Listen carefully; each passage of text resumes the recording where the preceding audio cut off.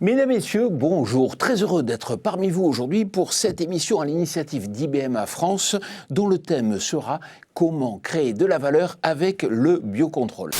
Au final, mesdames et messieurs, ces moyens exceptionnels, nous les mettons au service de notre ambition, faire de la France le leader mondial du biocontrôle. Est-ce qu'on pouvait espérer meilleure façon d'entamer cette matinée dédiée au biocontrôle ? La pomme de terre est un bel exemple. Ouais, allez-y. Ils ont arrivé à valoriser. Donc, alors, il y a beaucoup plus de passages, c'est très fin, c'est au millimètre avec des outils d'aide à la décision, parce qu'on a besoin d'être encore plus fin quand on utilise ces produits de biocontrôle. C'était souligné tout à l'heure, parce qu'on doit avoir un résultat. Pierre-Yves Gestin, il trouve de la valeur économique derrière. C'est pas que l'accès au marché, il le valorise d'ailleurs en créant tout ce qui va avec. Et parce qu'ils ont travaillé sur la communication. Ouais. C'est une entreprise qui travaille sur la communication de la vente de ses produits. Maintenant, c'est à nos organisations, effectivement, coopératives ou négoces ou transformateurs, de communiquer sur l'avancée, sur la demande qui est faite, de la demande sociétale. Voilà, donc aujourd'hui, j'exploite environ 70 hectares de verger. La moitié en bio et la moitié en conventionnel, mais engagée dans toutes les démarches environnementales, enfin dans de nombreuses démarches environnementales, HVE, Global Gap, verger éco-responsable. Donc Xavier est là pour nous en parler. Voilà, un petit peu la présentation générale de mon exploitation. Donc vous n'avez pas qu'un label, une certification, vous les avez toutes. À toutes, je sais pas, mais pas mal, ouais. Alors ce qu'on sait, c'est que cette démarche volontaire de filière, d'engagement dans une démarche de bonne pratique qui repose sur le biocontrôle, elle est aujourd'hui unique en Europe. Donc on n'a pas de grands pays producteurs qui soient engagés à produire en utilisant le biocontrôle aujourd'hui.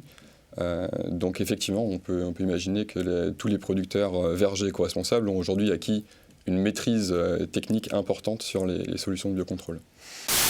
Le biocontrôle renforce l'attrait, et notamment des jeunes générations dans nos entreprises.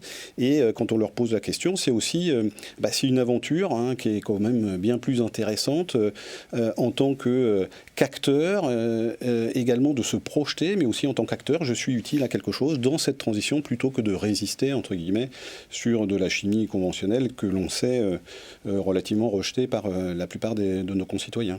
Pour les médiateurs chimiques, il y a les phéromones, mais il y a aussi des phéromones. D'accord. Donc il y a toujours une confusion, qu'est-ce que c'est une phéromone, qu'est-ce que c'est une chéromone.